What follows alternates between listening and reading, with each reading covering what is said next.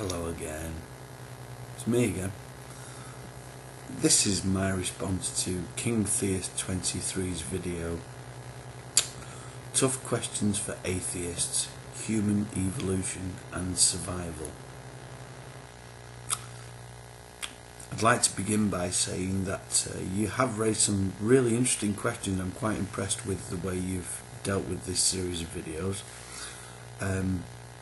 It does demonstrate a little bit of ignorance, but not ignorance that can't be addressed by a little education. Let's begin. Human evolution as a natural adaptation to environment. How would we survive without survival training? Well, this is really interesting because one of the biggest problems that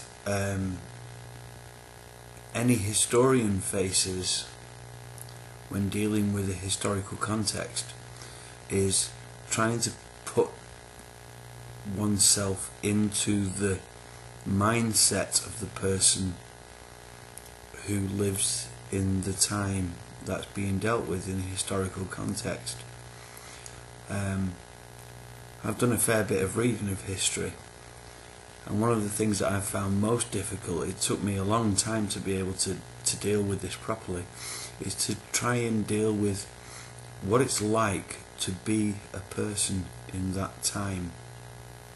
Now, the areas that you're talking about are not really in my historical remit. My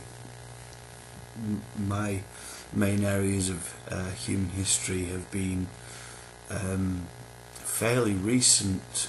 The Neolithic times have been a big area of interest for me, and also in British history, Tudor through to the Restoration and so on. What I will say though is that long before our use of technology, we still had mind, we still had a brain, and this was and has been an incredibly useful survival technique, especially when combined with those things that make us the social animals that we clearly are. Now, it may be that a modern human transplanted to 200,000 years ago, which is probably about the actual figure for the birth of Homo sapiens sapiens, would struggle to survive without the technology that we have. But this is actually largely a result of the technology that we have. Much of our technology stems from the fact that we have leisure time. We are so well suited to our environment, in fact to the degree that we can manipulate our environment, that we don't need to instill in our young those survival skills that would be necessary upon the savannah. This is why a modern human would struggle to survive. It's not because we don't have the knowledge or ability or the intelligence within our species. It's simply that we have moved beyond that need to a great extent. So given the environment where we would have to survive, we would either survive or we wouldn't.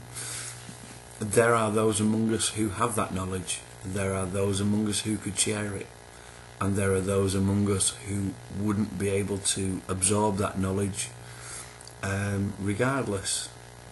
And that really is the point, that our survival on the savannah would be well within our remit should we decide to learn about those things. We don't have use for that knowledge anymore. That's all there is to it. You assert that we've extended to every corner of the earth. Well, that's a bold assertion, and I'd love to see that supported. We certainly can survive in many environments, but I wouldn't go as far as to say that we live in every corner of the earth. How many humans live in Antarctica? As a matter of course. Of course, we have researchers in climatology and various other scientific disciplines that spend huge amounts of time there. But is that really, does that really fit within your rubric of populating the planet? I don't think it does. There are lots of other places on the planet that we can't live. We can't live in the deep sea, which constitutes the vast majority of our planet. There you go. Is that a contradiction? I don't think it is. So why don't we have these adaptations? And you suggest that skin colour is the only adaptation that arises from different environments. Is that true? I don't think it is. I think that various bits of, for instance, hunting techniques change from environment to environment depending on what you're hunting and depending on the environment that you're hunting in. Chimps are more agile and better adapted. Well, are they? Are they really? Do chimps build houses? Would you not consider the building of houses as an adaptation? Or is that just technology? Well, where do you draw the line with technology? Is a beaver dam technology? Is a bird's nest technology? Is a tokamak generator technology? Where do you draw the line? We can, we could discuss these distinctions all day, but where do you actually draw the line between what constitutes technology and what doesn't? How did man survive without divine intervention? Well, frankly, in the several videos that I've addressed of yours so far, this is the first instance that I've come across of abject ignorance. Why? Where is the evidence for divine intervention? Where is the evidence for the divine? So far, we see no evidence of this. The only evidence we see of divine intervention, allegedly, is the books of silliness. Are they divine? I don't think so.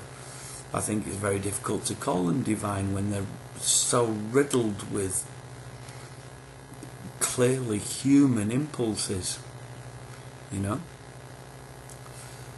As for why animals avoid us, we're very clever, and animals appreciate this. Animals evolve in their environment, and they understand what the problems are that they face in their environment. And humans being so widespread, they know about this. In the instances where animals don't avoid us, such as in the case of the dodo, they go extinct. Because that's what we do to animals that don't avoid us. We hunt them to extinction.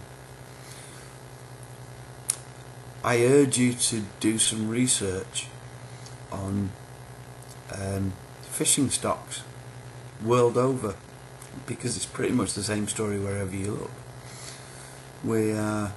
When you open a packet of fish fingers that 20 years ago, 30 years ago, were pure cod, have a look at them now.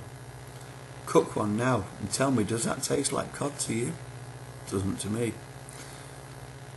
there's a good reason for that. It isn't cod. And if you do some research, you'll find out why. I think I've pretty much covered the detail in this video. If I haven't, please feel free to send me a response and I'll deal with that. Thanks for listening.